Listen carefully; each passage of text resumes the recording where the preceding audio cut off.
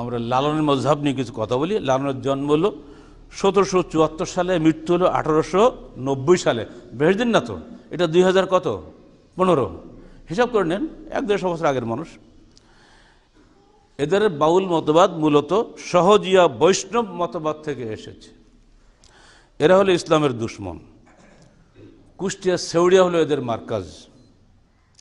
এখানেই আছে লালনের কবর। বাউল গবেষক, অন্যদের কথা বলা ঠিক হবে না, বাউল গবেষক এবং লালন একাডেমির প্রতিষ্ঠাতা পরিচালক ডক্টর আনোয়ারুল করিম এই বিষয়ে তার বাংলাদেশের বাউল সমাজ, সাহিত্য ও সঙ্গীত বইয়ে যা বলছেন সেটি আমাদের বড় দলিল হওয়া উচিত। তিনি লিখছেন, ফিলিস্তিনে বাল নামক প্রজনন দেবতার এরা অনুসারী। আমাদের ছেলেরা নহর বইতে বাংলা বাক্য আছে না, বাংলা বাক্য দেখছো না তোমরা, সবাই মুখস্থ। এটা এই বাল একটা দেবতা, যারা আমাদের সিরাজ রসুল বলেছে তারা বাল খুঁজি বেচার দিন। এই বাল আর বাক্য দুই দেবতা। এই বালের অপভ্রংশ নাম হয়েছে বাংলাদেশে বাউল। এটা কিন্তু আমার কথা না, একেবারে লালন একাডেমির প্রতিষ্ঠাতা পরিচালক যিনি, এটা তারই বক্তব্য, ডক্টর আনোয়ারুল করিম। তার লিখিত বইয়ের নাম বললাম, সেখানে তিনি এটা বলছেন। আমি সেখান থেকে সংক্ষেপ করি বলি। ফলে মৈথুন ও যৌনাচার এই ধর্মের অঙ্গীভূত। এদের উপরিভাগে সুফিবাদের প্রাধান্য এবং অভ্যন্তরে যোগ নির্ভর দেহজ সাধনা। এরা ব্রাহ্মণ্য ধর্ম ও শরীয়তি ইসলামের বেড়া ভেঙে নিজেরা মন মতো করে একটা পথ তৈরি করে নিয়েছে। এজন্য তারা বলে, কালী কৃষ্ণ গড খোদা, কোনো নামে নাহি বাধা, মন কালী কৃষ্ণ গড খোদা, বলো রে বলো। বাউল তত্ত্ব 53-54 পৃষ্ঠা। আমরা বলে দোষ হবে, তাদের মূল ব্যক্তির বক্তব্য এগুলো। বাউল সাধনায় সাধন সঙ্গিনীকে ওরা গুরুজি নামে অভিহিত করে, কারণ ওই সঙ্গিনীর মহিলার সক্রিয় সহযোগিতা ব্যতীত সাধনায় সিদ্ধি লাভ হয় না। তাই তাকে চেতন গুরু বলা হয়। এরা সামাজিক বিবাহকে অস্বীকার করে, নারী পুরুষের অবাধ মেলামেশাকে দর্শন হিসাবে অনুসরণ করে। ওই বইয়ের 15-16 পৃষ্ঠা বাজার কিনতে বাজা পড়ে দেখবেন। নারী ছাড়া এদের সাধনাই হয় না। এরপরে আরো ন্যাক্কারজনক কথা আছে, বলতে ঘৃণা হয়। পুরুষের শুক্র, নারীর রজ, মল ও মূত্র, এগুলো খেলে তাদের শরীর নিরোগ থাকে, ডাক্তার লাগে না। এগুলো এই 4টে জিনিস একত্রে মিলিয়ে তার নাম দিয়েছে প্রেম ভাজা। এই ভাজা খাওয়ার জন্য ওরা ওরস করে, তার নাম দিয়েছে সাধু সঙ্গ। আসলে সাধু সঙ্গ নয়, হলো নারী সঙ্গ। সারাদিন গান বাজনা হই হই করে, রাত হলে আলো নিভে যায়, তারপর কি করে বুঝে নিতে হবে। 1986 সালের মার্চ মাসে কুষ্টিয়া ইসলামিক ইউনিভার্সিটি একজন প্রফেসর যখন ওখানে গিয়ে ইসলামের দাওয়াত দেন এবং কোরআন তেলাওয়াত করেন, এতে নাখোশ হয়ে তারা প্রশাসনের কাছে একটা অভিযোগপত্র লিখিতভাবে দায়ের করে। সেখানে তারা যে কথাটা বলেছে সেই কথাটি আমরা তুলে ধরি, বুঝতে পারবেন। আমরা বাউল, আমাদের ধর্ম আলাদা, আমরা না মুসলিম না হিন্দু। আমাদের নবী শাহজি লালন শাহ, শুনছেন তো নাকি?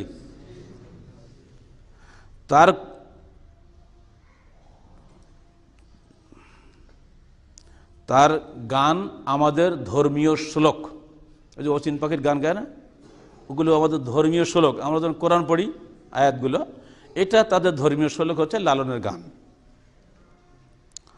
সাইজির মাজার আমাদের তীর্থভূমি। এবার কি হবে? সাইজির মাজার আমাদের তীর্থভূমি। আমাদের গুরুই আমাদের রসুল। নাউজুবিল্লাহ। আমরা আলাদা একটা জাতি, আমাদের কলেমা আলাদা, লা ইলাহা ইল্লাল্লাহ লালন রসুল্লাহ।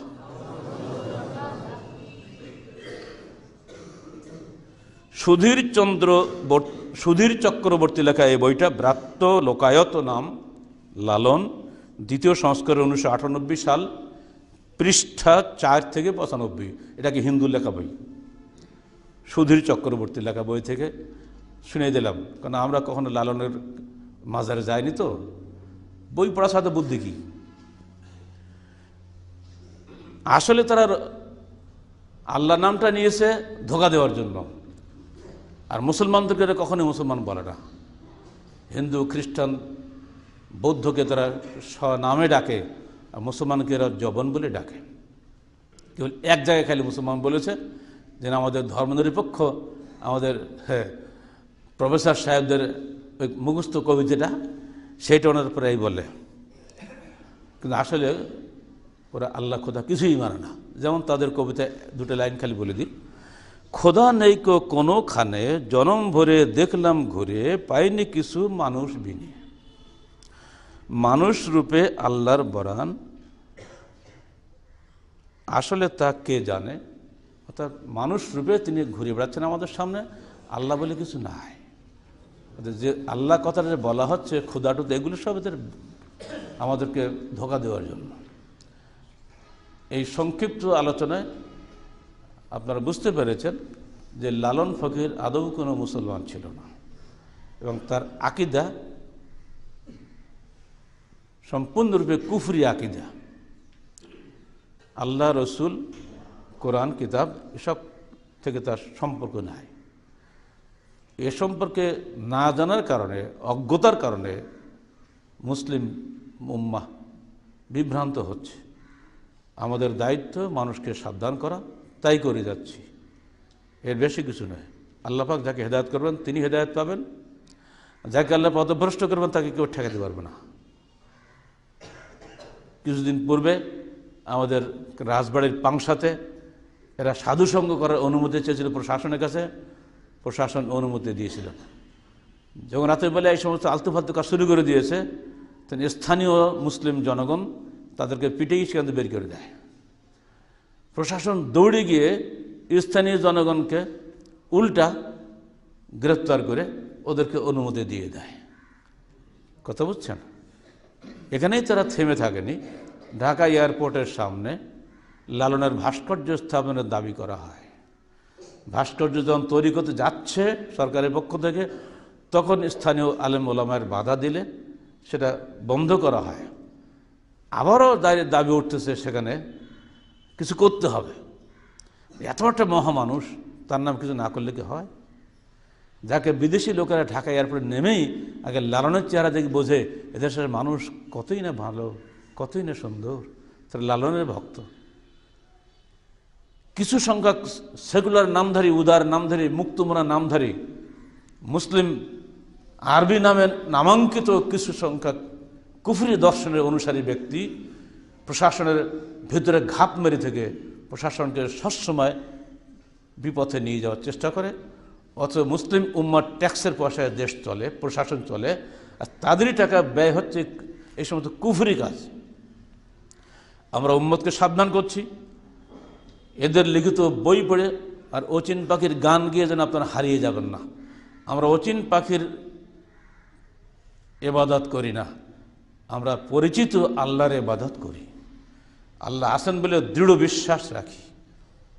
আল্লাহকে ডাকলে আল্লাহ কথা শোনেন, আমরা চোখে দেখতে পাই। নবী রসুলদের হাতে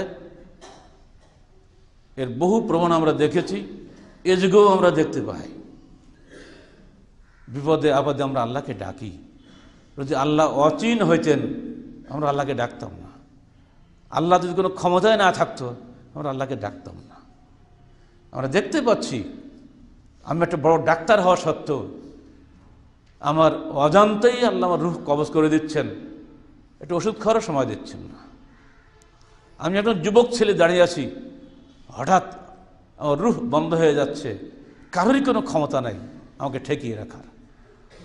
অথচ স্টিফেন হকিংস, এ যুগে আইনস্টাইন বলে খ্যাত পড়ে আছে যে 62 না 63 সাল থেকে, 21 বছর বয়স থেকে এখন 74 বছর তার বয়স।